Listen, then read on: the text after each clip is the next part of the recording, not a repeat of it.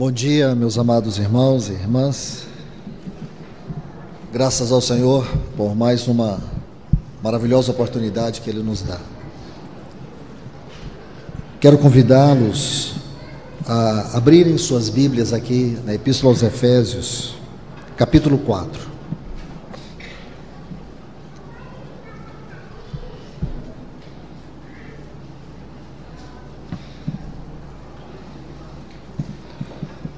Epístola que Paulo escreveu aos Efésios, capítulo 4.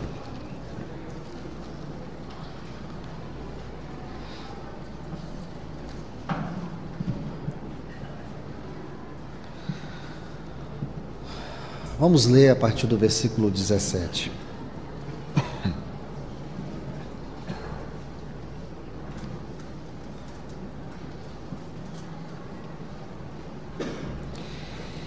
Isto, portanto, digo no Senhor e testifico que não mais andeis como andam os gentios, na vaidade dos seus próprios pensamentos, obscurecidos de entendimento, alheios à vida de Deus por causa da ignorância em que vivem, pela dureza do seu coração, os quais, tendo se tornado insensíveis, se entregaram à dissolução para com avidez cometerem toda sorte de impureza. Mas não foi assim que aprendestes a Cristo. Se é que de fato tendes ouvido e nele fostes instruídos, segundo a verdade em Jesus, no sentido que, quanto ao trato passado, vos despojeis do velho homem, que se corrompe segundo a concupiscência do engano, e vos renoveis do espírito do vosso entendimento, e vos revistais do novo homem, criado segundo Deus, em justiça e procedente da verdade. Pois bem, meus irmãos e irmãs, vamos seguir hoje neste mesmo tema que temos estudado sobre vida no Espírito, tomando como ponto de partida estes textos. Vamos orar. Amado e querido Deus, é no grande nome de Jesus, o teu precioso e amado Filho. É neste nome que está acima de todo nome. É deste nome inigualável, este nome santo, esse nome cheio de glória e de todo poder. Nós viemos aqui, Senhor, te pedir, ajuda-nos. O Senhor nunca dispensou uma multidão vazia. Sempre o Senhor lhe trouxe algo da tua própria vida. Então vem, Senhor, que a tua vida, na tua palavra, seja ministrada para dentro de nós. Transforma-nos, Senhor, e nos ajude nesta hora, em nome de Jesus, amém. Amados irmãos e irmãs, vamos tomar esses textos, meditar sobre eles, ver toda a grandeza deles, a aplicação deles, dentro deste tema que temos estudado. Como é importante nós sabermos o que, de fato, ocorreu com a nossa vida lá na queda de Adão. O que nós temos visto até aqui é que aquele homem criado por Deus, Adão e Eva, eles foram criados para ser uma sombra de Deus na terra. Por isso que Deus os criou à sua imagem. Nós vimos que a palavra imagem, no sentido hebraico da tradução, traz a ideia de uma sombra. Então, o homem era uma sombra de Deus. Deus é luz. A luz de Deus incidia no seu Filho naquela eternidade. E a partir daí, na criação, essa luz criou uma sombra. E esta sombra foi o homem criado por Deus. Deus criou o homem para que ele refletisse o céu na terra. Deus criou o homem para que o homem pudesse refletir a pessoa do seu bendito Filho. Porém, nós sabemos que o homem falhou. Quando o homem falhou, lá em 2 Coríntios, o capítulo 11, versículo 3, quando Paulo diz assim, o receio, essa palavra receio vem de um vocábulo que significa medo. Paulo está dizendo assim, eu tenho medo, porque era uma coisa real e é uma coisa real. Que assim como a serpente enganou a Eva com as suas falácias, com suas mentiras enganosas, também sejam destruída a vossa mente, como nós temos visto, a faculdade mais elevada da alma. Porque lá no Éden, antes da queda, a alma com as suas faculdades, vontade, mente e emoções, era governada pela vida no espírito. Porque Deus criou uma faculdade muito profunda no nosso ser, essa faculdade é o espírito. Porque é ali que a voz de Deus fala, é ali que Deus se revela, é ali que Deus se assenta em comunhão conosco. E a faculdade do espírito, com todas essas 3 esferas, essas 3 dimensões, governava a alma. E o homem Adão, ele era espiritual, ele não era anímico. Sua alma estava em total e perfeita submissão ao Espírito. A palavra de Deus, a revelação de Deus e a comunhão com Deus. Não esqueça isso. A palavra de Deus, a revelação de Deus e a comunhão com Deus. Porém, quando o homem pecou, ele perdeu isso. Mas não somente isso.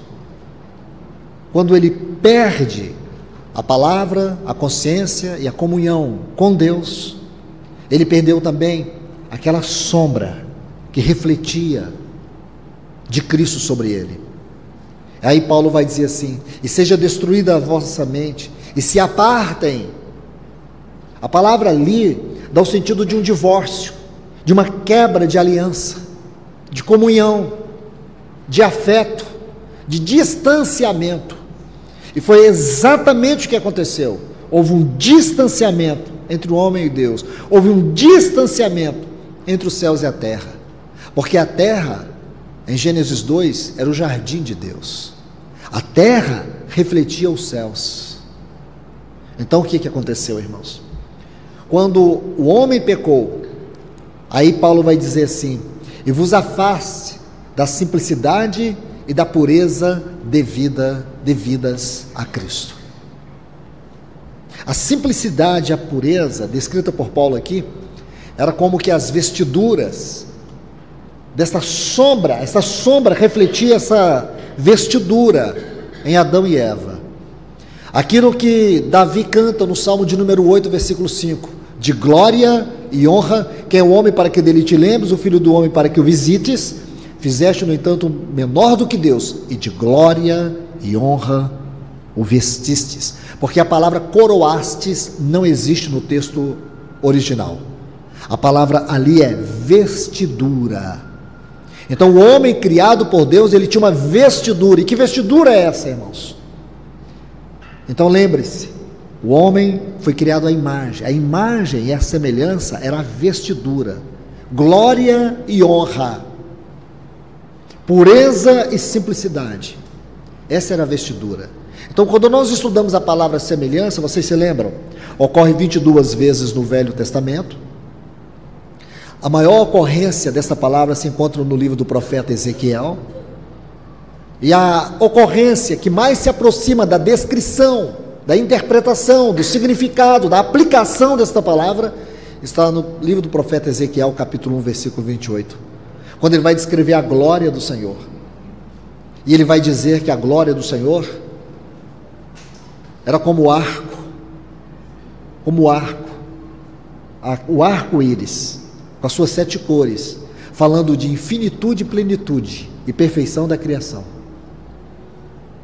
que depois é revelado como a fidelidade de Deus. O arco-íris é um testemunho da fidelidade do caráter de Deus. Aí vai dizer, assim era a aparência da glória do Senhor. Irmãos, você sabe que existe uma ciência de interpretação da Bíblia chamada hermenêutica. Ela tem basicamente 5 leis. Porém, os grandes eruditos do passado, eles usavam mais do que 5 leis. E havia uma maneira de interpretar a Bíblia que era a maneira mais surpreendente. Era a maneira contemplativa. É como se você pega um texto e faz dele um quadro. Só o Espírito Santo, não tem ciência para isso, tem que ter revelação e sensibilidade espiritual. Então, se você pega esse texto de Ezequiel, capítulo 1, versículo 28, você vai começar a entender que essa palavra aparência ou semelhança, quanto à criação do homem relacionado com a glória de Deus, indica que Adão e Eva refletia esta glória de Deus na sua própria pessoa física. E essa glória era como que um arco-íris em torno deles. É uma visão e uma beleza que ninguém poderá imaginar. Nós não temos capacidade de imaginar tamanha simplicidade, tamanha pureza, tamanha glória, tamanha honra, dignidade havia em Adão e Eva. De maneira que quando eles pecaram, tudo isso se apagou. E agora Paulo vai descrever para nós aqui. Observe como Paulo vai descrever o que aconteceu na queda. Preste atenção. Versículo 17. Primeiro ele faz uma exortação, depois ele faz uma exposição.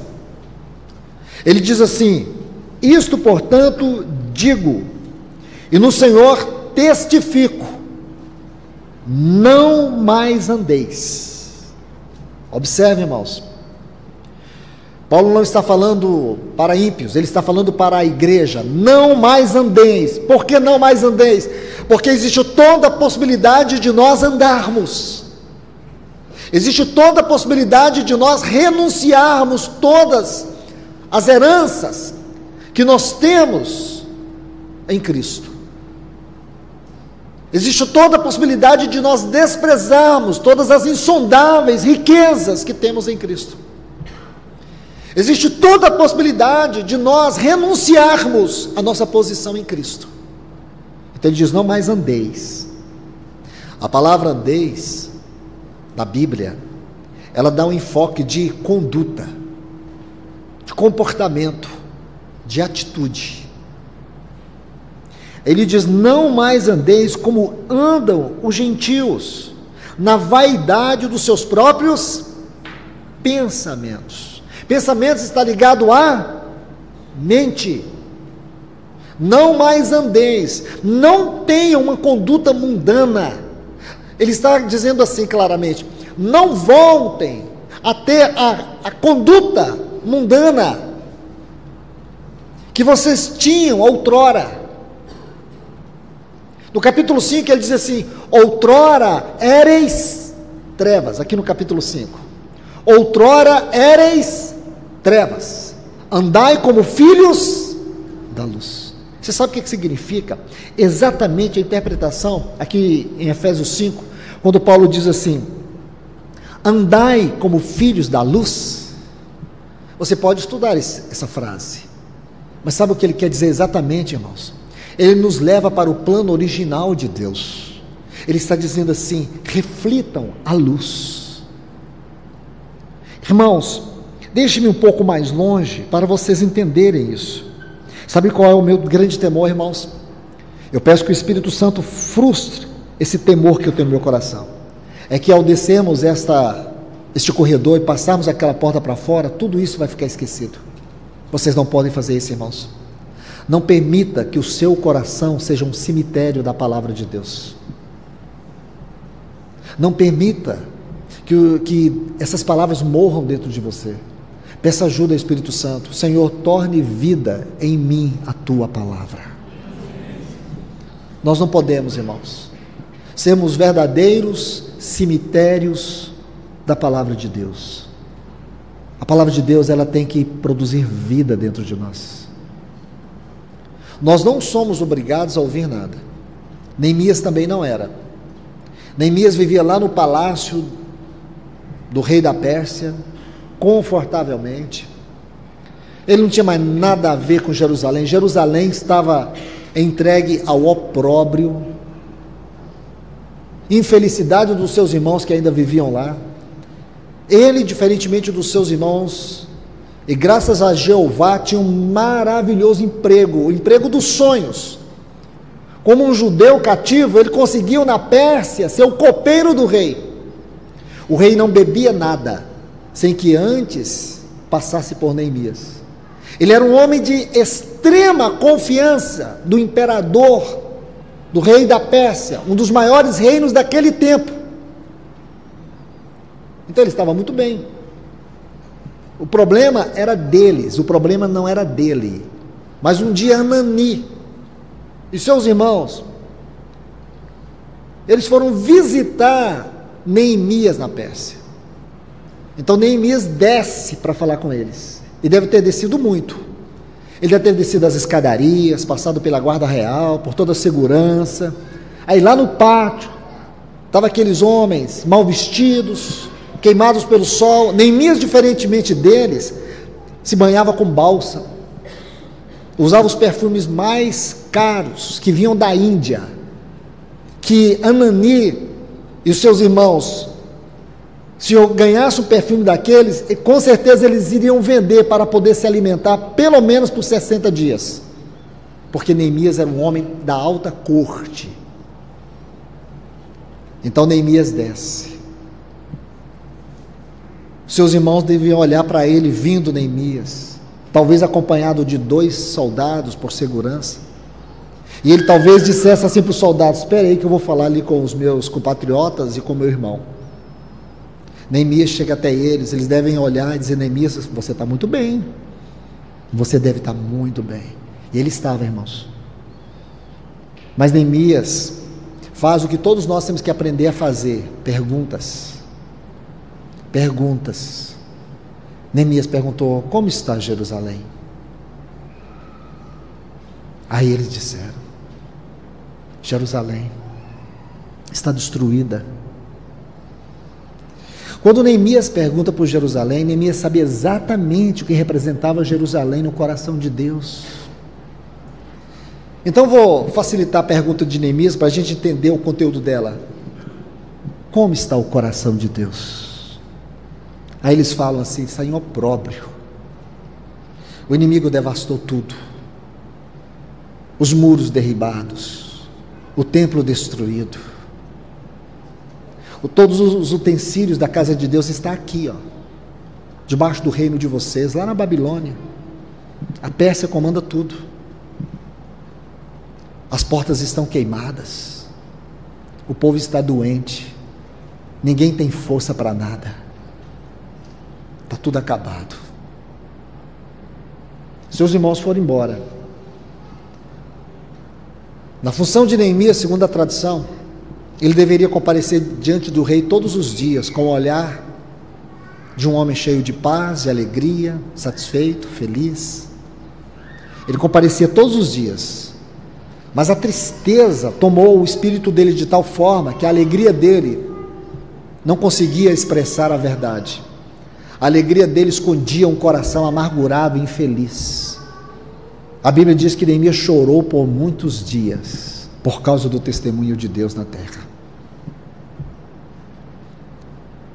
Irmãos, esse tem que ser o nosso coração, porque nós somos o templo de Deus, a habitação de Deus. E como está a casa de Deus? Como está esse templo do Espírito que é a sua vida? Como está o seu coração? Como está o seu interior? Como está a tua alma? Como está esse lugar onde o Espírito Santo, o mais sublime lugar que ele habita na terra, é você e eu? Como está? Como é que você tem andado? Como é que tem sido o seu dia a dia com ele? Será que ele tem saudades de nós? Irmãos, que o Senhor nos dê o coração de Neemias nessa manhã. João capítulo 1. Olha o que diz, irmãos. Esses textos, versículo 1 a 4, de João capítulo 1, eu vou ter o maior cuidado de não me deter muito tempo aqui, porque não é o nosso enfoque, não é o nosso encargo, apenas vou pegar alguns pontos aqui para a gente retornar. Mas eu quero te falar que esses versículos são tão importantes, que eles descrevem aquilo que aconteceu e como era aquele princípio, se é que eu posso dizer princípio, mas eu vou tomar a palavra princípio porque está aqui, no princípio era o verbo, mas esse é um princípio que não tinha princípio. Consegue entender, irmãos? Se você disser que não, eu te entendo, que também eu não consigo entender, mas eu sei que é assim que está na Bíblia. Esse princípio de João 1 é antes do princípio de Gênesis 1, um princípio eterno, vamos colocar assim. Havia o verbo, e diz: o verbo era Deus, o verbo estava com Deus, ele estava no princípio com Deus, todas as coisas foram feitas por intermédio dele, e sem ele, nada do que foi feito se fez. Agora observe, a vida estava nele, e a vida era a luz dos homens. A luz resplandece nas trevas, e as trevas não prevaleceram contra ela. Eu vou parar por aqui. Mas se você ler esses textos, a beleza deles é que eles nos levam para Gênesis 1 e interpreta Gênesis 1 para nós, especialmente os 3 primeiros versículos. Então você vai ver que no princípio criou Deus os céus e a terra, ponto. Aí o versículo 2 diz: a terra, o texto original diz assim: a terra, porém, se tornou. Por que ela se tornou? Sem forma e vazia. Deus não criou nada sem forma. Deus não criou as coisas vazias. Elas se tornaram sem forma e vazia. E para entender essa frase, sem forma e vazia, aqui tem 2 palavras. A primeira é uma frase sem forma e depois a palavra vazia. Mas no hebraico são 2 palavras, torrum e borrum. Se você quiser interpretar esse texto, melhor é Isaías 45:18, que vai dizer assim, que Deus não criou a terra para ser um torrum, não criou a terra sem forma, entende? E por que ela se tornou sem forma? Isaías capítulo 14, Ezequiel capítulo 28, houve uma rebelião nos céus, e por causa dessa rebelião nos céus, que teve um profundo impacto na terra, então, irmãos, a terra virou um caos. Aí diz assim que havia trevas. Então, 2 coisas: Deus não criou a terra sem forma e não criou a terra vazia. E terceiro, Deus não criou as trevas, porque trevas na Bíblia é sempre uma situação que está completamente o oposto de Deus. Trevas é ignorância. Havia trevas sobre a face do abismo. Aí diz assim que o Espírito de Deus pairava sobre esse abismo, sobre essas trevas. Ele não estava nas trevas, ele estava acima dela. Aí agora você entende? Aí o que aconteceu? Olha o que diz João: ele era a vida. Agora essa vida veio. Qual foi a primeira coisa que Deus ordenou na criação? Disse Deus: haja luz. Se você estudar essa palavra luz no hebraico, essa palavra é uma palavra que inicia com a letra maiúscula. Sabe por quê? Porque não é a luz, claridade, não é a luz do sol. O sol, os astros foram criados bem depois. Essa luz aqui, irmãos, é essa de João 1. Essa luz aqui é a luz de Deus. Você entende? E essa luz de Deus, ela colocou em ordem todo o caos. Tudo agora ficou em ordem. Agora Deus vai começar um processo de restauração, como alguns estudiosos dizem, outros dizem criação. Não perde tempo com isso não. O importante é que ele colocou tudo em ordem pelo poder da luz.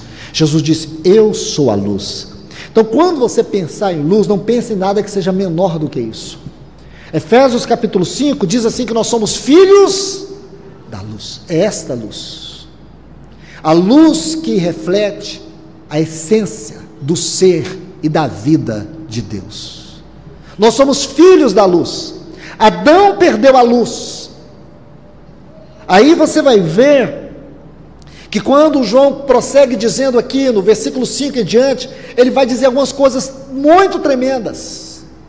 Então ele vai dizer que esta luz, que é o nosso Senhor, veio e resplandeceu nas trevas. Porque quando Adão e Eva pecaram, o que eles perderam? Eles perderam esta luz. Porque essa luz procedia de Cristo, e ela veio habitar em um lugar no homem. Aonde? No seu espírito. Vou dar um texto para vocês, irmãos. Provérbios capítulo 27. Diz que o espírito do homem é a lâmpada do Senhor. Que coisa linda, irmãos. O nosso espírito é a lâmpada do Senhor. Porque ali aonde a sua luz habita, a sua verdade, a sua santidade, o seu caráter. É aí. É aqui que Deus habita, é aqui que está a lei de Deus. Você sabe muito bem, irmãos, que universalmente falando, na esfera espiritual, só existem 3 leis. É claro que no universo nós sabemos que na astronomia existem várias leis, pelo menos 30 constantes, para poder explicar porque o universo tem uma simetria perfeita. Porque a Terra está fora do seu eixo 23 graus, e se tivesse certinha, perfeita, irmãos, nós não teríamos a quantidade de pessoas que temos aqui, e com certeza a vida na Terra seria diferente.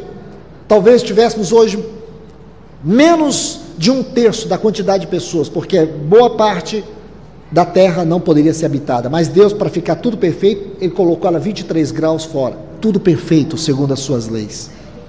Nós temos as leis, mas espiritualmente falando nós só temos 3, a lei de Deus. Abra sua Bíblia aí, deixa eu te mostrar isso, porque senão a gente não vai entender nada. Romanos capítulo 7, vamos entender isso, irmãos, porque isso tudo vai nos ajudar a compreender esses versos. Romanos 7, 22, vamos bem devagar. Olha o que diz: porque no tocante ao homem interior. O que é o homem interior, irmãos? O homem interior, ele é constituído de 2 partes. Quais são elas? Espírito e alma, certo? Porém aqui ele está dizendo, no tocante ao homem interior, eu tenho prazer na lei de Deus. Então ele está fazendo uma referência restrita ao nosso espírito, porque o único lugar em nós que tem prazer na lei de Deus, a lei de Deus é a lei do seu caráter. A lei de Deus é a essência da sua vida moral, da sua vida santa. Então ele está dizendo que no nosso espírito é ali que habita a lei de Deus. Esta lei, ela flui por meio da intuição, por meio da consciência e por meio da comunhão para governar a nossa vontade, a nossa mente e as nossas emoções. Lei de Deus, está vendo aí? Agora, versículo 23, mas vejo nos meus membros outra lei, que guerreando contra a lei da minha mente, essa lei que ele está falando da mente aqui, é a lei do Espírito, por meio da consciência governando sua mente, me faz prisioneiro da lei do pecado que opera nos meus membros, isto é, no meu corpo. Porque você sabe que alma e corpo estão intimamente ligados, preste atenção. A nossa alma está intimamente ligada ao nosso corpo, certo? Você já teve a experiência assim de sentir um perfume, e aquilo te leva a uma viagem, nossa, te lembra pessoas, te lembra alguma coisa? Já comeu uma sopa deliciosa, tempero da minha avó, você percebe? Você sente, a alma reproduz lembranças. Então, meus irmãos, da mesma forma, quando uma pessoa está deprimida, está em depressão, isso evidencia no seu corpo desânimo, insônia. Então todas essas coisas, elas acontecem. É por isso que a psicologia chama de doenças psicossomáticas. somáticas, porque a palavra grega para corpo é soma. Então, mente e corpo, certo? Mente e corpo estão juntos. Por isso é tão importante, irmãos, nós percebermos a vida no Espírito, porque se a vida no Espírito não governar a nossa alma, nossos membros ficarão vulneráveis ao pecado. Aí Paulo diz que existe uma outra lei, mas vejo nos meus membros, quer dizer, no meu corpo, outra lei que, guerreando contra a lei que deveria governar minha mente, que é a lei de Deus, me faz escravo da lei do pecado que está nos meus membros. Aí sabe o que ele diz quando ele percebe essa lei? Ele diz assim: desgraçado. Irmãos, desculpe por essa palavra, mas é exatamente como está no texto original. Desgraçado o homem que sou. Quem me separará deste corpo? Que ele fala aqui, meus membros. Porque agora o corpo, ele fica todo sujeito ao pecado, porque tem uma lei dominando ele. Esta lei agora está dominando a sua mente. Então ele se torna um escravo, ele se torna um homem miserável. Esta frase aqui, desventurado homem que sou, essa frase, quem me separará do corpo dessa morte? Os grandes estudiosos, eles afirmam que havia na cultura romana algumas punições para pessoas que cometiam crimes bárbaros. Então uma das punições era que pegava aquele assassino e amarrava ao seu corpo o corpo daquela vítima, e ele saía pela cidade como um estado de profunda vergonha, gritando: eu sou um desgraçado, eu sou um miserável, eu sou um desventurado, quem me separará deste corpo? Então é curioso isso, irmãos, porque isso é chamado corpo do pecado. No capítulo 7 aqui de Romanos, Paulo ele vai colocar algumas coisas muito interessantes. Você sabe que o grande enfoque desse capítulo 7 é mostrar a vida na carne, o quanto a carne tem um poder em nós. Paulo chega a dizer assim: o bem que eu quero fazer eu não faço, mas o mal está sempre diante de mim. O querer o bem está em mim, mas não executar, não realizar. Então, se você ler o capítulo 7, você não vai encontrar a ênfase aqui na vida no Espírito, é sempre a vida na carne. Quando você lê o capítulo 8, o tema do capítulo 8 é a vida no Espírito. Então você vai ver uma grande diferença, e ele mostra aqui nessas leis, especialmente nessa segunda lei, a lei do pecado. E irmãos, nós precisamos ir a fundo nisso, porque muitos irmãos, muitas irmãs, elas são escravas de vícios, são escravos e escravas de atos pecaminosos que governam suas emoções, que governam suas mentes, que dominam a vontade.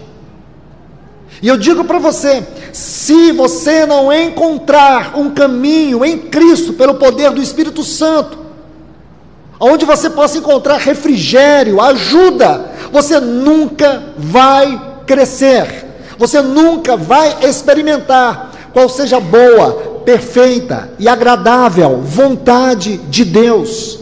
Sua vida espiritual vai virar um pântano, você tem a sensação que está sempre puxando para baixo, você se torna uma pessoa negativa, você se torna fria, você se torna indiferente, insensível, sem discernimento espiritual.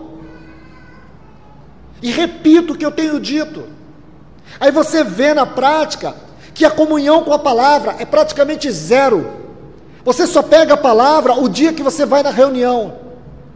Você vai ver que com o seu tablet, com o seu celular, você tem muito mais afinidade e comunhão do que com a palavra de Deus. Faz um teste aí, coloca a palavra de Deus e o tempo que você gasta com o mundo virtual.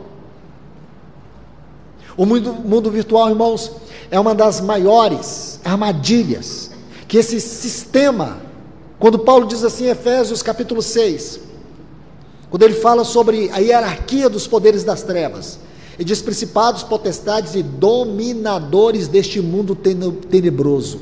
A palavra no texto original é cosmokratos, é uma acracia, é um poder que domina todo o sistema, cosmos, sistema, todo o sistema que opera no mundo no qual nós estamos inseridos. Essas ferramentas podem sim ser conduzidas para o bem, porém elas têm um poder mortífero de destruir nossas vidas. Meus irmãos, eu tenho visto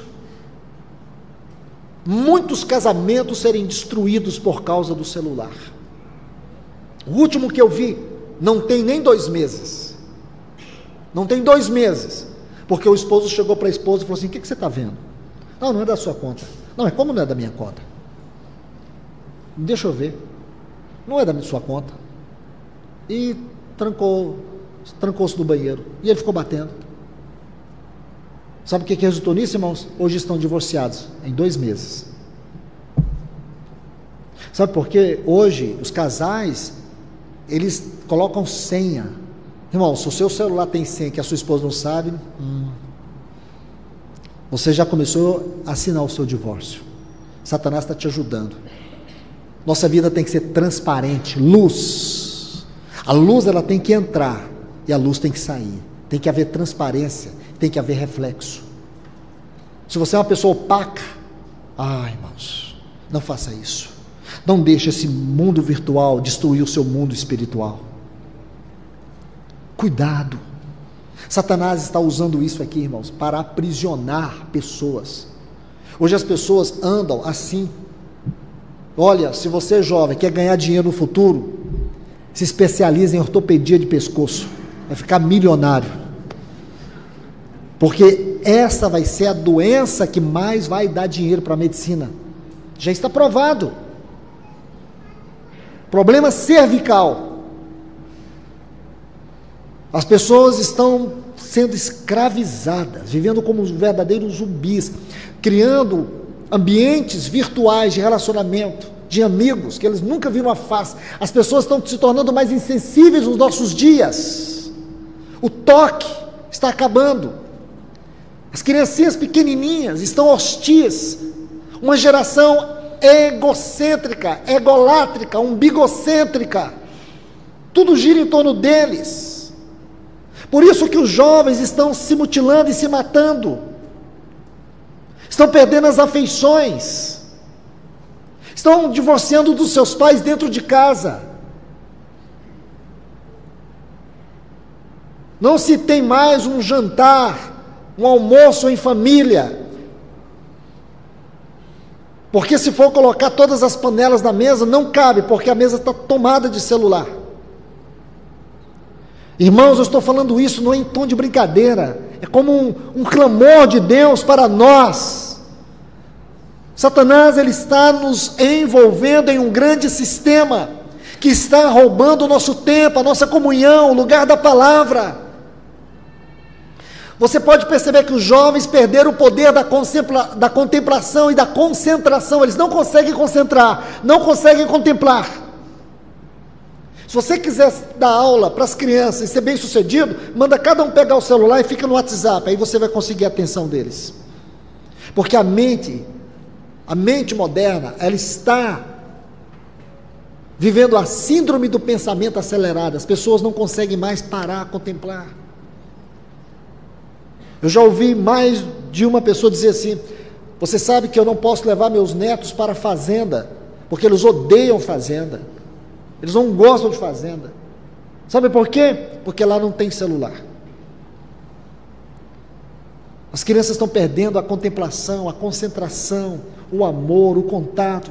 Estão se tornando cada dia mais rebeldes. Satanás usou um sistema agora para poder começar a formar a geração que vai adorar o anticristo. Nós não podemos ficar passivos. Nós não podemos ficar aqui só ouvindo isso.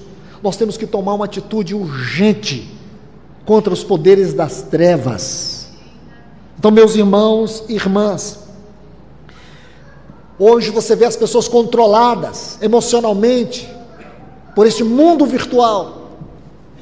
O que é que nós estamos vendo? o índice de suicídio no meio de adolescentes e jovens aumentar. O número de divórcios entre cristãos hoje é igual, escute o que eu estou te dizendo. O número de divórcios entre cristãos é igual ao mesmo número de divórcios aos não cristãos. Os relacionamentos estão ficando triviais e superficiais. Nós precisamos retornar à palavra de Deus e deixar que ela governe nossa vida. Precisamos nos submeter totalmente à sua palavra. Porque senão, irmãos, não vai demorar 5 anos, não vai demorar 10 anos. Nós iremos ver todo esse sentimento, toda essa devoção, todo esse anelo pela volta do Senhor desaparecer.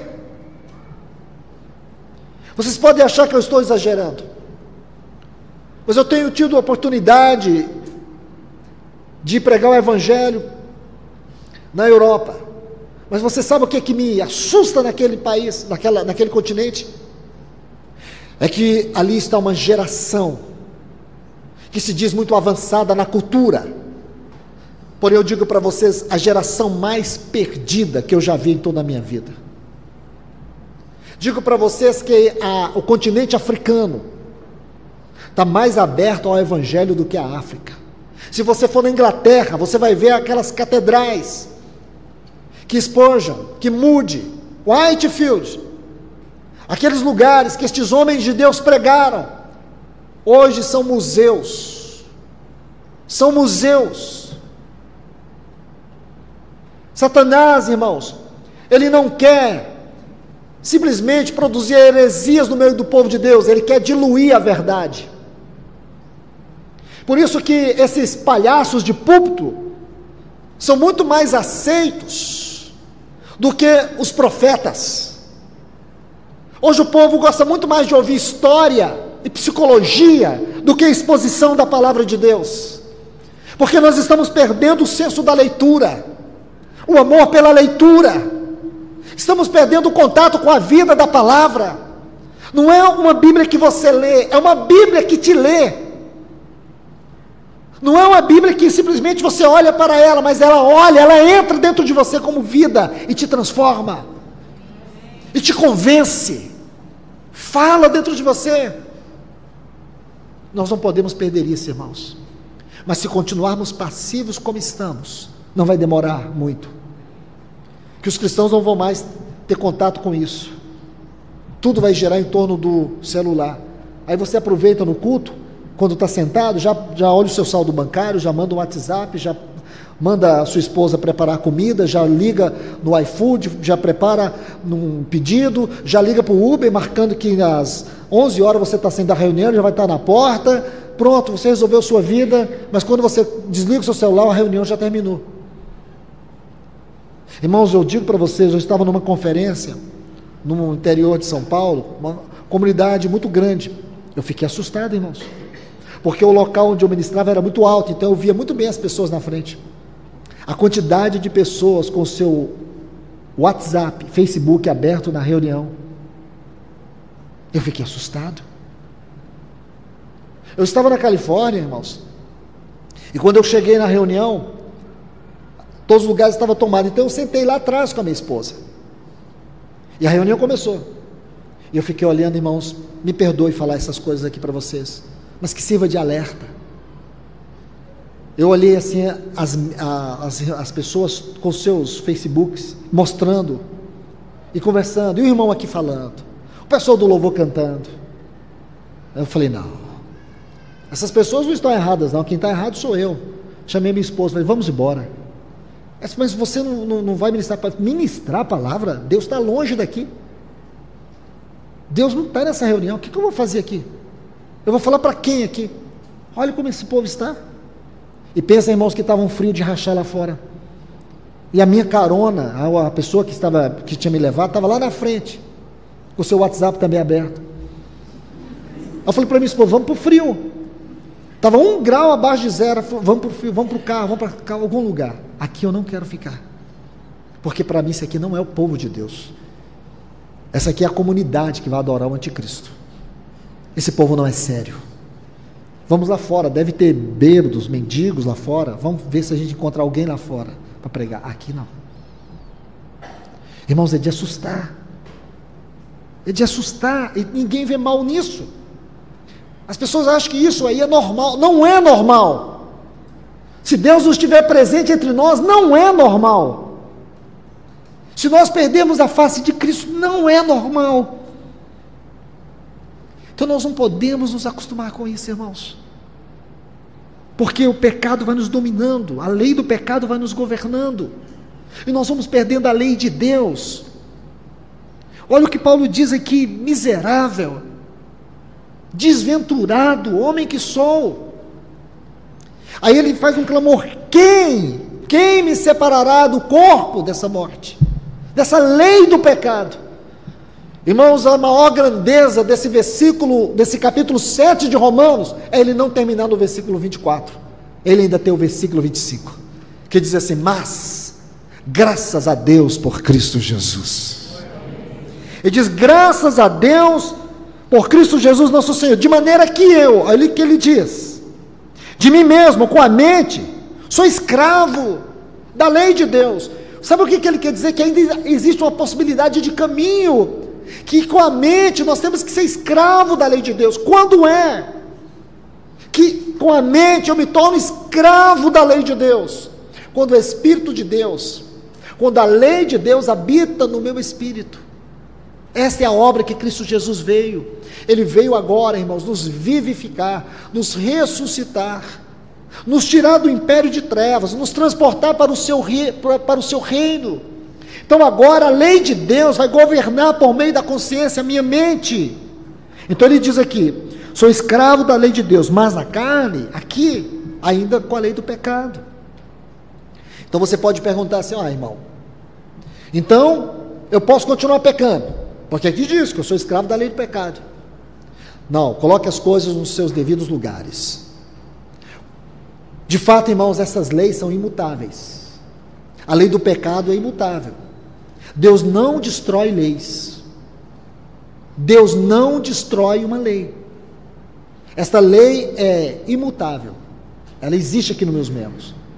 Mas o que ele está dizendo, irmãos, que se eu sou escravo com a minha mente da lei de Deus, eu também sou escravo nos meus membros da lei do pecado. Isso quer dizer que eu sou suscetível a pecar. Mas se a lei de Deus governa a minha mente, com certeza, irmãos, a lei do pecado está aqui, mas ela não vai me dominar. Por isso que ele diz: graças a Deus por Cristo Jesus. Mas vamos entender o que ele coloca mais. Versículo 1 do capítulo 8, aí nós temos uma terceira lei. Agora, pois, já nenhuma condenação há para os que estão em Cristo Jesus. Por quê? Olha essa lei, irmãos. A lei do Espírito de vida em Cristo Jesus te livrou da lei do pecado e da morte. Então você vê que coisa linda, irmãos. É como você entender que Deus não destrói a lei. Não. Deus não vai destruir a lei.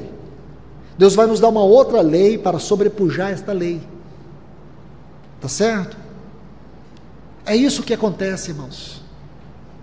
Deus não vai destruir a lei do pecado. Ele vai nos dar uma lei que vai sobrepujar a lei do pecado.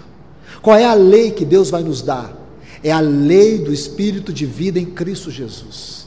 É esta lei. E o capítulo 8, eu te aconselho depois, não agora. Leia esse capítulo tendo como fundamento esta verdade, a lei do Espírito de vida. Que coisa preciosa, irmãos.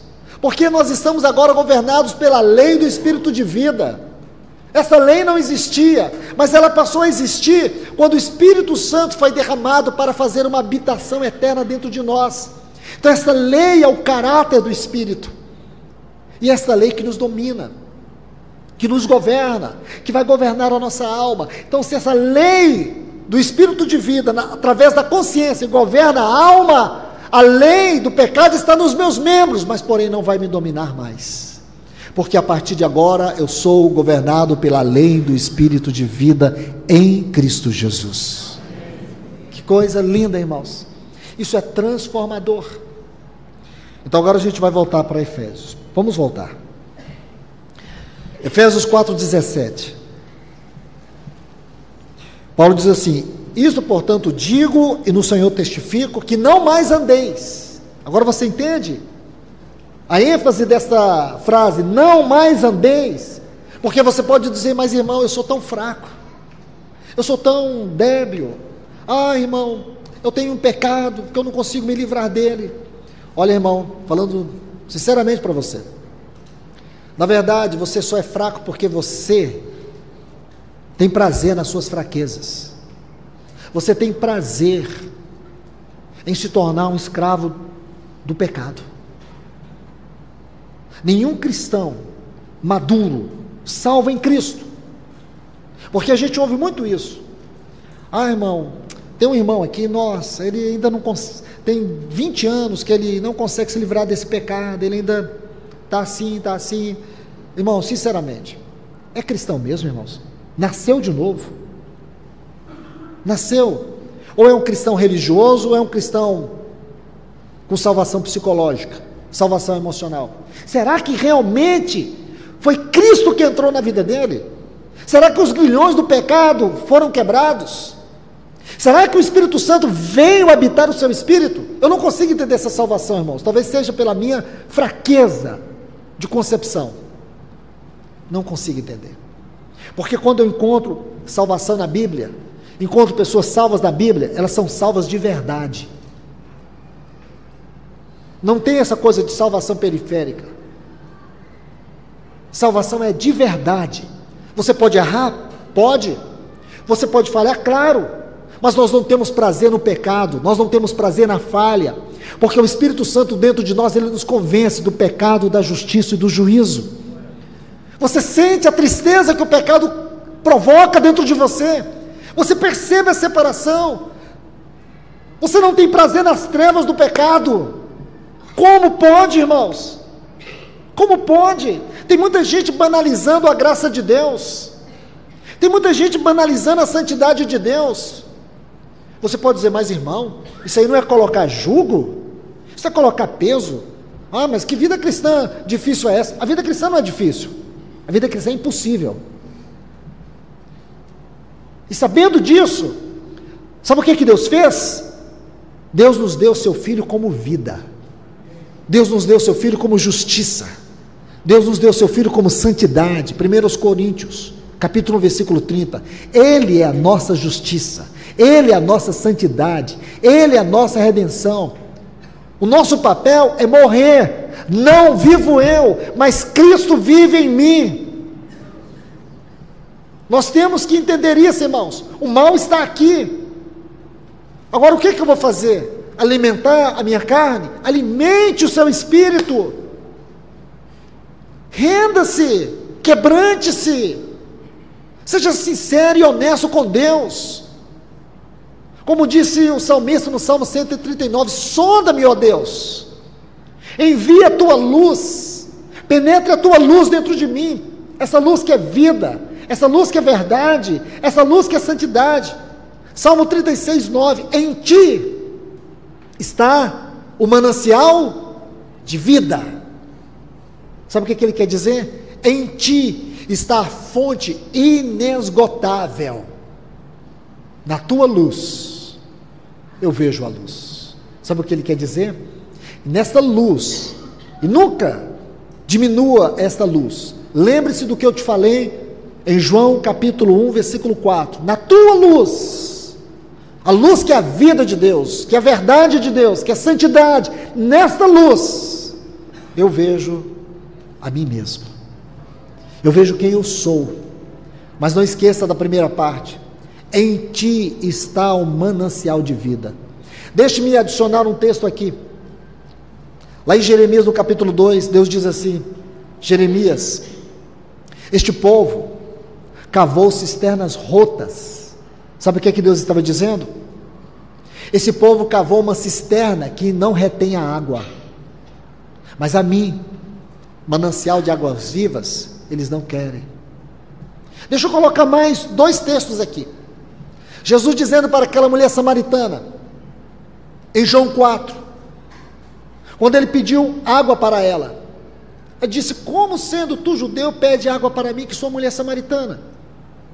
Aí Jesus disse: se você conheceras o dom de Deus, e tu me pedirias água, e eu tenho uma água para te dar, e a água que eu te der, ela vai formar em você uma fonte que saltará para dentro da eternidade. Aí Jesus vai ampliar isso que ele disse para essa mulher em João 7, e diz: quem crê em mim, como diz as Escrituras, do seu interior fluirão rios de águas vivas. Aí João vai dizer assim, que Jesus estava dizendo isso por causa do Espírito Santo que havia de ser derramado. Então o Espírito Santo foi derramado para formar dentro de nós uma fonte que vai jorrar para a vida eterna. Veja a grandeza disso, irmãos. Por isso é nosso dever ter uma vida cheia do Espírito Santo. Deixe-me colocar um texto que está aqui, neste capítulo 4, que está tão perto de você aí. Eu não poderia deixar isso passar. Efésios capítulo 4. Olha o versículo 30. Diz assim: não, está no contexto do que nós estamos tentando ler e ainda não saiu do primeiro versículo, mas vamos chegar lá. Não entristeçais o Espírito de Deus, no qual fostes selados para o dia da redenção. Irmãos, eu não sei chegar a todas as profundezas desse versículo, mas eu sei que ele tem muitas. Mas eu vou tentar mostrar pelo menos algumas delas. Essa palavra entristeçais é uma palavra particular. Se você estudar essa palavra no texto grego original que Paulo escreveu, você vai perceber que é uma palavra única. E ela tem um sentido muito especial. Essa palavra entristeçais fala de um pai que está chorando a morte do seu filho. Porque ela foi colocada aqui para dar a nós a exatidão da dor que o Espírito Santo sente quando ele é entristecido por nós. Então ele fala da dor que um pai sofre, que uma mãe sofre ao ver o cadáver do seu filho morto. Aí diz assim: não entristeçais, não provoque tal dor ao Espírito Santo, porque este Espírito Santo, ele é um selo. Essa palavra selo, ela tem 3 sentidos aqui. Fala de uma mercadoria que você comprou, e você colocou um selo como propriedade sua. Fala também do selo que é colocado numa escritura, quando você assina uma escritura e você coloca o selo, para dar autenticidade ao documento. E também essa palavra selo dá a ideia de uma mercadoria que você envia, e para ter a certeza que vai chegar, você coloca o selo. Propriedade, autenticidade e segurança são as 3 palavras para definir esse termo selo. Olha o que ele diz, que o Espírito Santo, irmãos, nós sabemos que ele foi enviado para operar grandiosas obras na nossa vida. Aqui Paulo está dizendo uma delas. O Espírito Santo, ele foi nos dado para ser um selo na nossa vida, de autenticidade, que nós somos propriedade de Deus. Segurança, para que eu e você tenhamos a certeza que naquele grande dia, quando o nosso Senhor vier nos buscar, nós estaremos preparados. E quem é que vai nos preparar? Quem está nos preparando? O Espírito Santo, nos convencendo do pecado, da justiça e do juízo. Então, autenticidade, propriedade, segurança. Então não entristeça, não magoe, porque todas as vezes que você se permite viver escravo de um pecado, você está produzindo uma dor no Espírito Santo sobre você. É como se o Espírito Santo chorasse sobre você, como um pai que chora sobre o corpo do seu filho. Meus irmãos, nós temos que compreender o grau de seriedade daquilo que está escrito na palavra de Deus e foi dispensado para nós. Não é um livro qualquer, é o livro da mente de Deus, é a palavra escrita de Deus, são os sentimentos de Deus que estão aqui neste livro, e nós podemos perceber isso, porque tudo que Deus tinha de fazer, tudo que Ele tinha para nos dar, Ele já fez e nos deu em Cristo Jesus. Ele só quer que nós tomemos posse. Então não fique se desculpando, irmão, mas eu tenho a lei do pecado na minha vida, o que eu faço? Aqui está o que você faz. Nós precisamos desenvolver vida devocional, disciplina devocional, pensamentos devocionais. Nós precisamos fazer uma limpeza na nossa mente, na nossa vida, na nossa casa.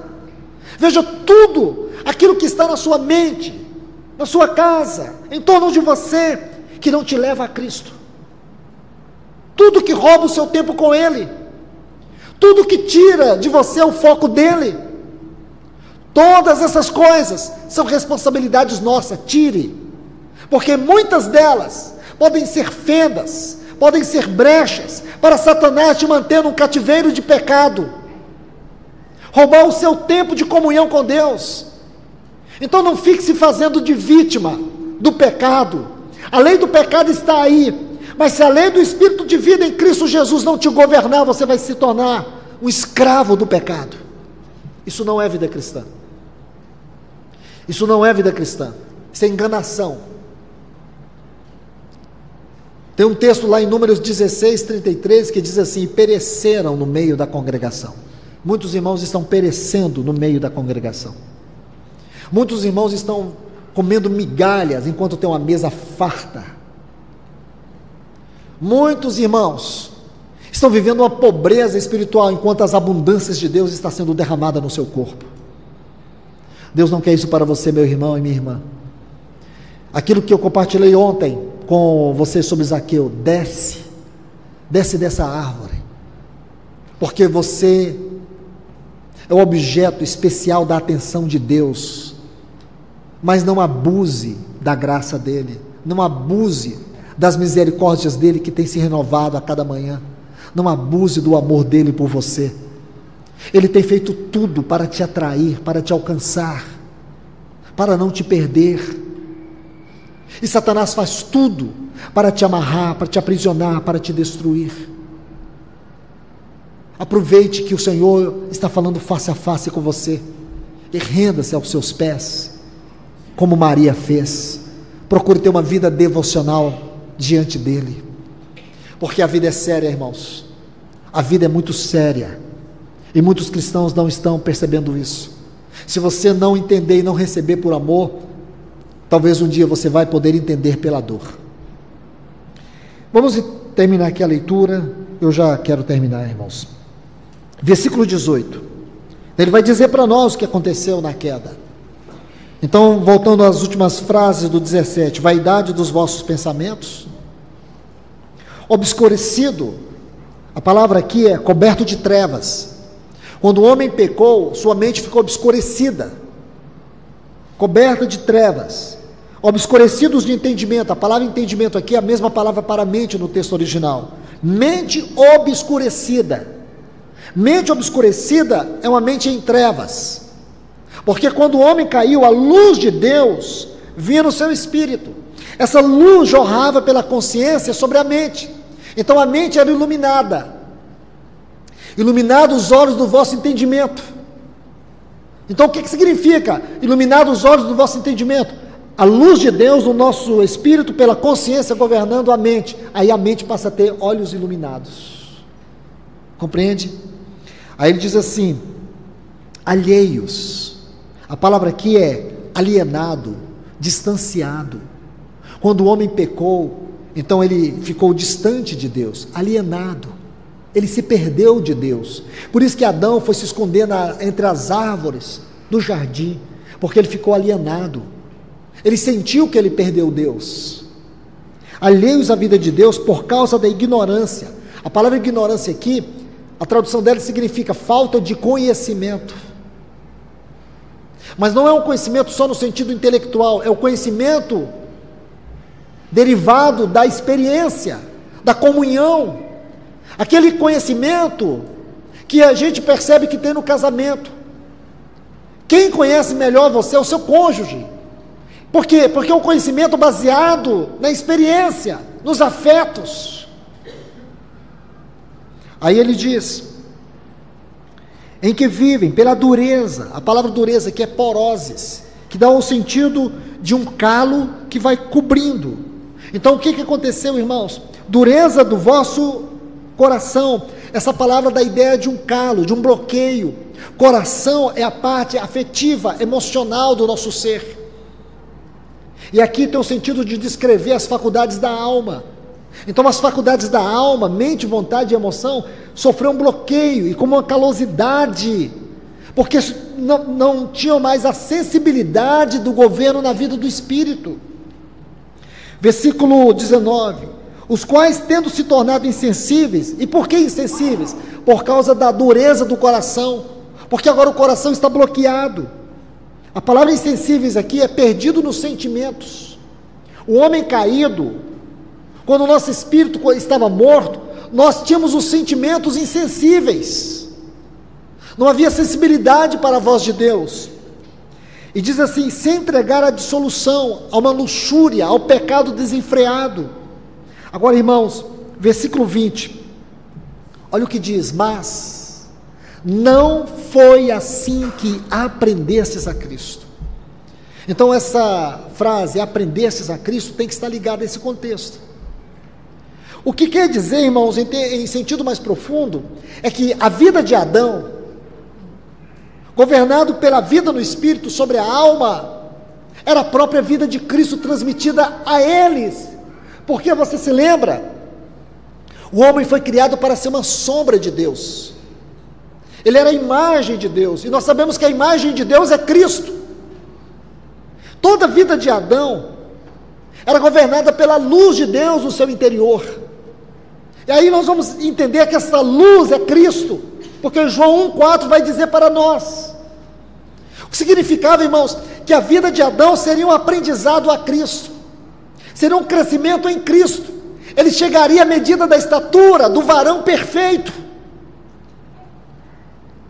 Você se lembra lá no Hermon, quando Cristo chegou ali e ele transfigurou diante dos seus discípulos? Como foi aquela transfiguração? Ali está a medida da estatura do homem perfeito diante de Deus, o homem aprovado. Assim seria Adão. A vida de Cristo transmitida pelo poder da verdade, da santidade e da luz, iria levá-lo a uma plenitude de crescimento. Então agora, irmãos, Deus não está falando a Adão, Deus está falando a mim e a você.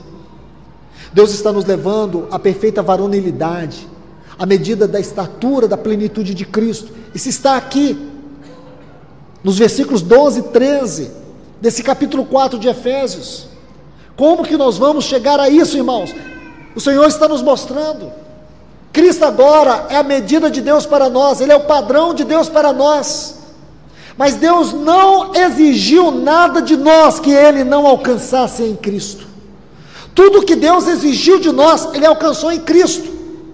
Então não somos nós, de nós e por nós que vamos alcançar, mas sim o Espírito Santo vai nos habilitar a alcançar essa medida de Cristo. Do contrário, irmãos, do contrário, nós vamos viver outra vida e não a vida cristã. O meu desejo, irmãos, é que vocês discernam toda a seriedade dessa palavra para a vida de vocês, para o caminhar de vocês aqui como igreja, que vocês não percam isso de vista. Vocês podem estudar qualquer tema que vocês quiserem na Bíblia, vocês podem buscar as melhores experiências espirituais, vocês podem estudar os melhores livros já publicados, vocês podem estudar qualquer livro da Bíblia, vocês podem buscar desenvolver a vida de oração, vocês podem buscar aprofundar na revelação da mesa do Senhor, vocês podem buscar um padrão elevado de comunhão do corpo. Eu digo para vocês, nada disso terá sentido ou fará sentido se esse assunto não for claro para vocês. Vida no Espírito. Você nunca vai conseguir ser o esposo, a esposa que Deus espera de você, se você não conseguir entender vida no Espírito. Você nunca vai ter um ministério eficaz, um serviço eficaz, um encargo eficaz, se este assunto não for claro dentro de você.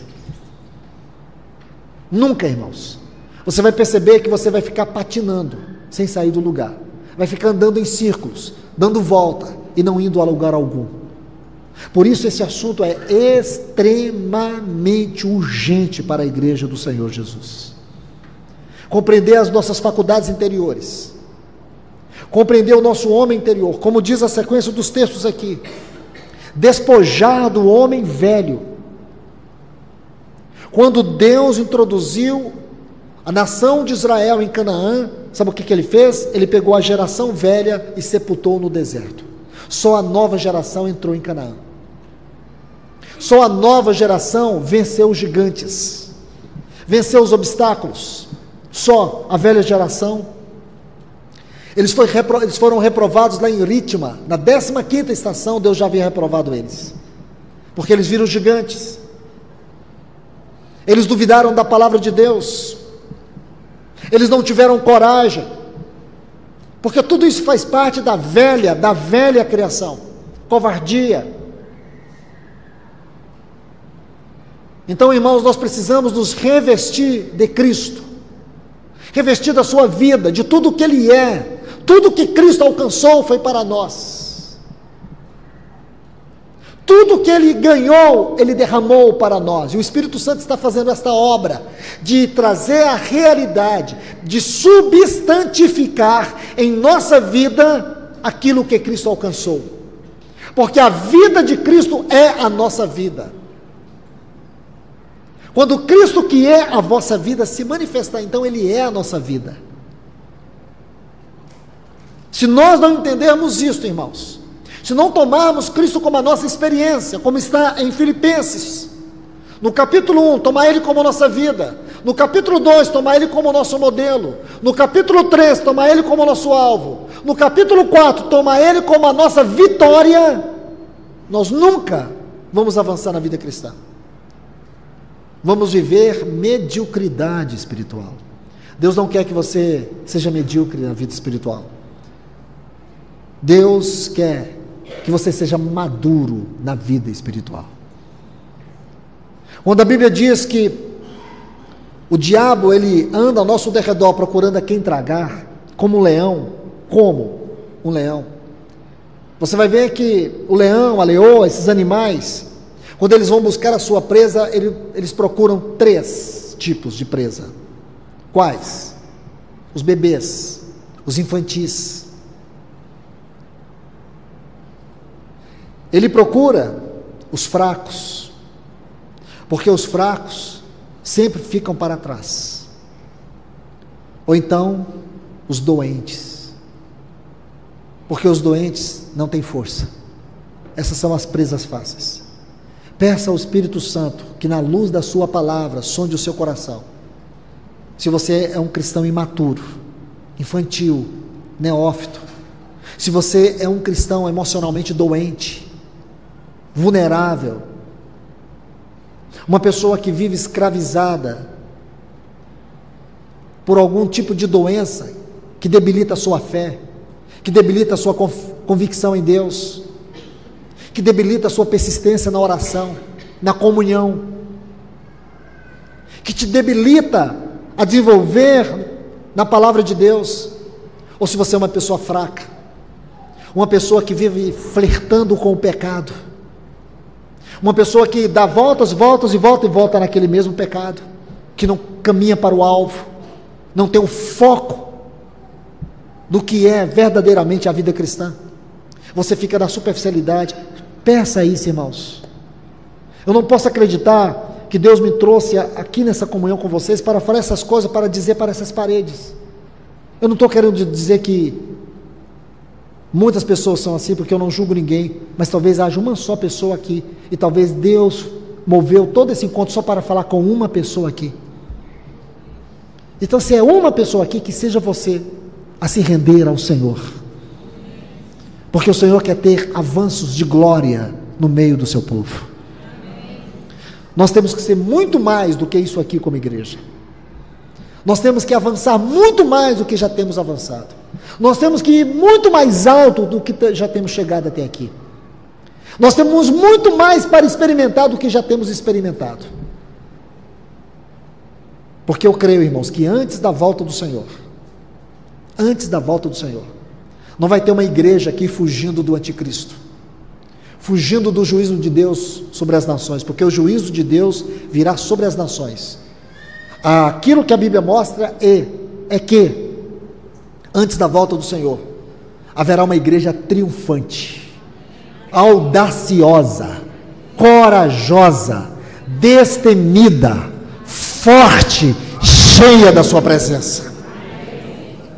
Gastaria mais algumas horas com você só para falar sobre isso, abordando um texto em Romanos capítulo 8, versículo 19, quando ele diz assim: os sofrimentos do tempo presente não podem ser comparados com a alegria, com o gozo que nos espera. Aí ele diz assim: a ardente expectativa é esse texto, da criação, que é o versículo 19, a ardente expectativa da criação aguarda a manifestação dos filhos de Deus.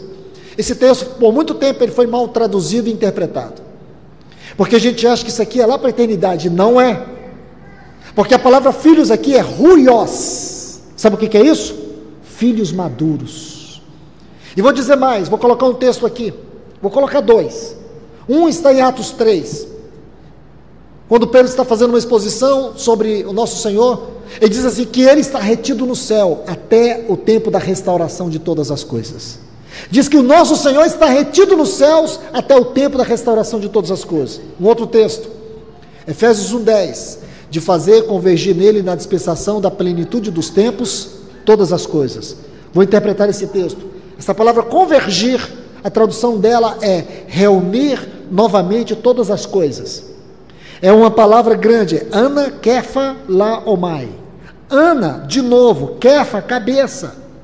Laomai, trazer. A tradução significa assim: trazer todas as coisas e colocar aos pés do cabeça exaltado. Um dia, o nosso Senhor Jesus, ele vai voltar. Mas sabe o que acontece, irmãos? É que se você juntar todos esses textos, eu vou citar mais um outro. Hebreus 11:39. Diz assim: para que eles, sem nós, não fossem aperfeiçoados, completados. Ele está ali citando, no contexto da galeria dos heróis da fé, daqueles que já foram antes de nós. Aí ele diz assim: estes não terão o ministério deles terminado sem nós. Escute, irmão, acho que vocês não ouviram. Capítulo 11, não tem a galeria dos heróis da fé? Aí o escritor aos Hebreus vai dizer assim: eles não terão seus ministérios completos sem nós, porque Deus, aprove Deus realizar coisas superiores ao nosso respeito, para que eles sem nós não fossem aperfeiçoados. A palavra ali é completados. Irmãos, nós estamos aqui para terminar a jornada de Abraão, a jornada de Moisés, a jornada de Davi, a jornada de Jeremias, de Isaías, de Paulo, de Pedro, de Tiago, de João, de Papias, de Policarpo, de Wycliffe, de Wesley, de Martinho Lutero. Agora somos nós que estamos na carreira cristã. Talvez sejamos nós que vamos passar a linha de chegada, irmãos. Eles já fizeram a parte deles, agora nós temos que fazer a nossa. Mas não serão os meninos, os infantis, serão os ruiós. E no dia que isso acontecer, sabe o que vai haver, irmãos? Deus vai restaurar todas as coisas. Irmãos, a Bíblia diz em Gênesis 3:17 que a terra está sujeita à vaidade por causa de Adão,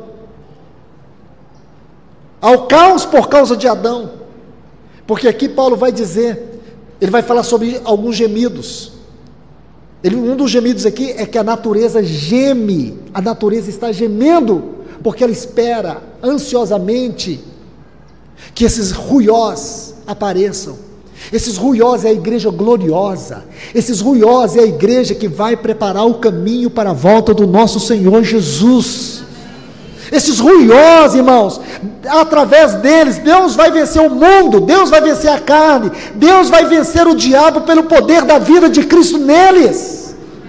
Então tire da sua cabeça, irmãos, que lá na volta, quando a trombeta soar, nosso Senhor voltar, uns gatos pingados vão sair dos buracos, porque eles estavam com medo do anticristo. Se você tem essa ideia, você está redondamente enganado.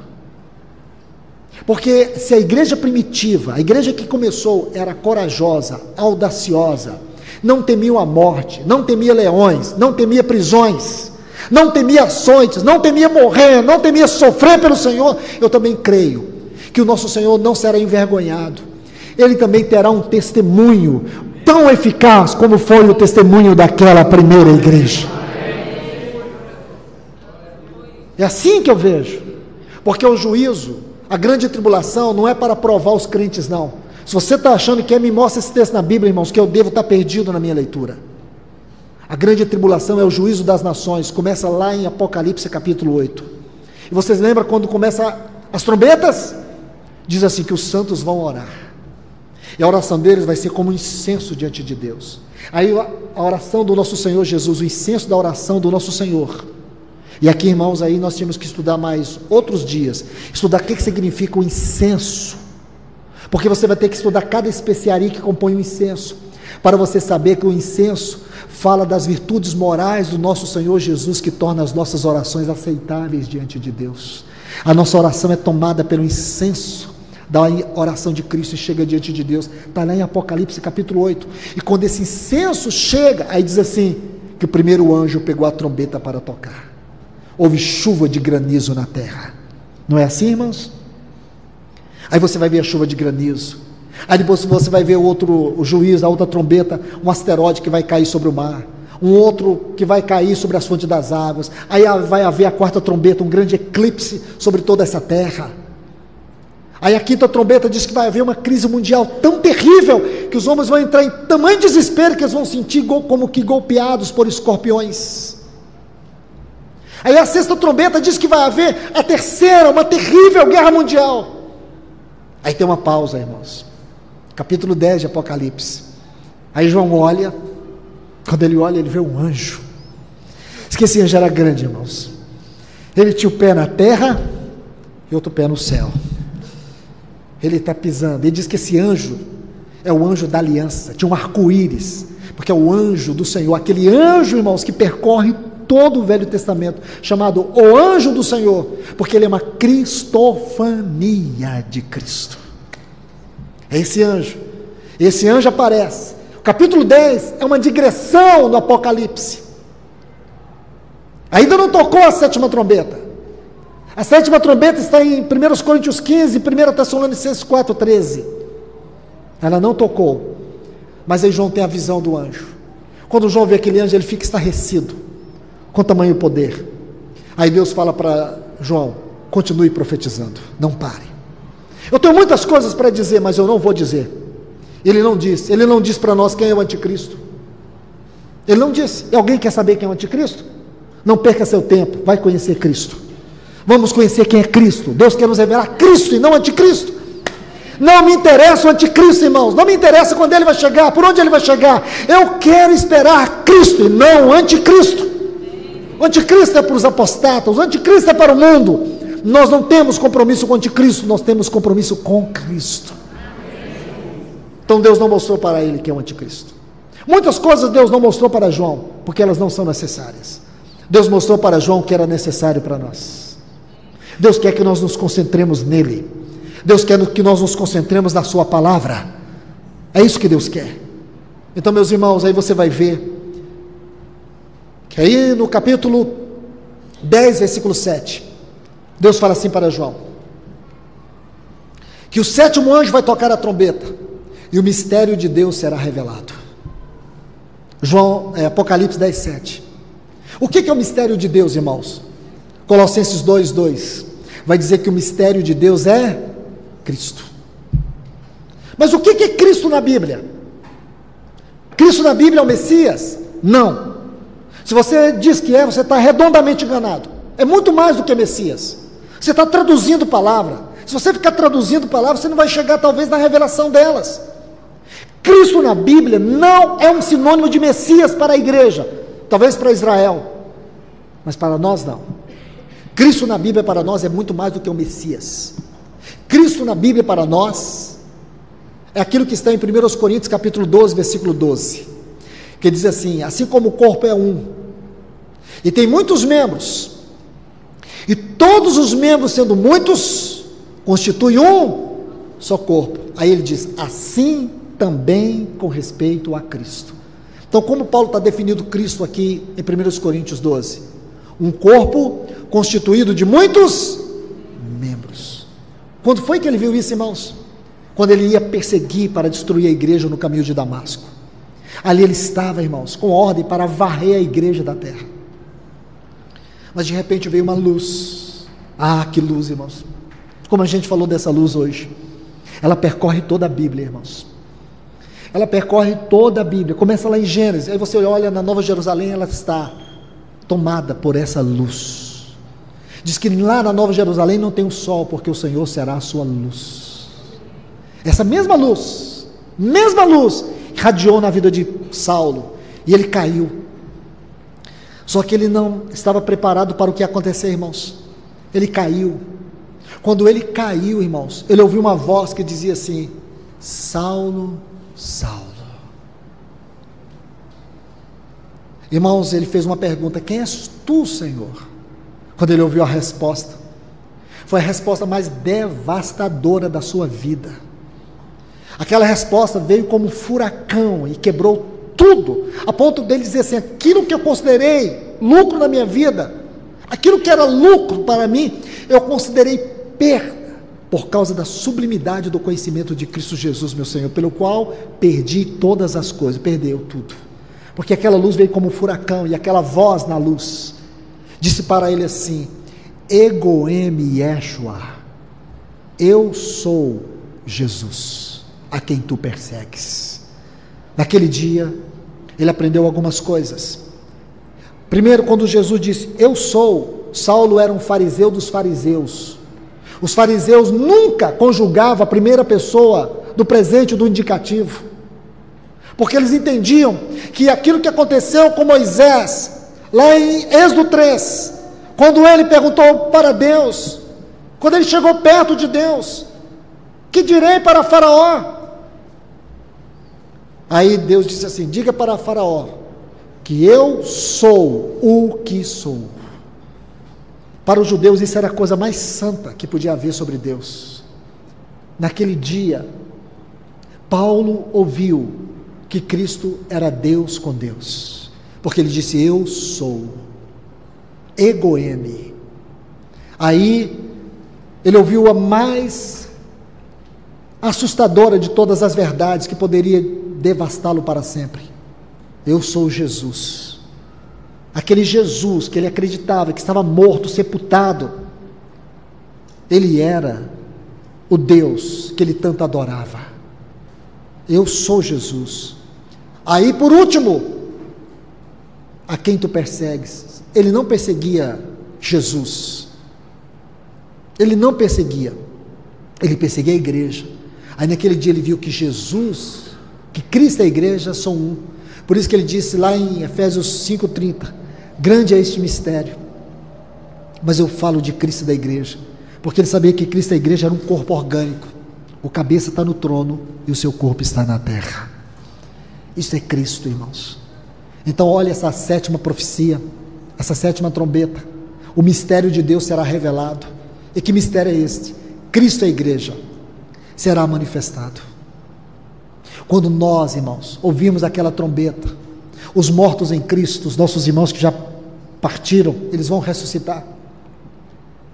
Eles vão se acender nas nuvens. Nós aqui seremos arrebatados e vamos encontrar com eles.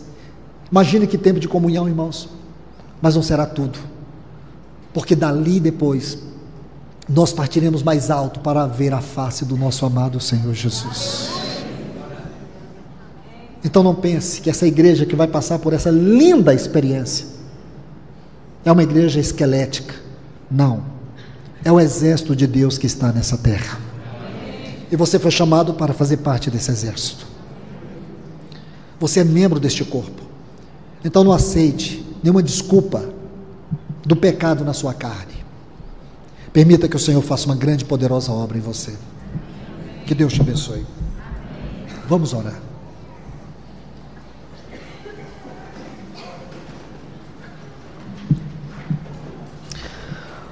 Pai, nós te damos graças em nome de Jesus. Obrigado por esses dias que nós estivemos aqui, Senhor. Que o Senhor possa fortalecer e encorajar a tua igreja com esta palavra. Nos ajude, Senhor. Penetre nos labirintos escuros da nossa alma, Senhor, com a luz da tua palavra. Limpe, Senhor, com o poder da tua palavra. Nos ajude nesta hora, Senhor. Faz uma grande obra no meio do teu povo neste lugar. Faz uma obra de restauração. Faz uma obra de transformação. Faz uma obra de libertação. Faça uma obra de cura nesta manhã, neste lugar, Senhor. Que nós venhamos nos render à tua palavra. Em nome de Jesus. Amém.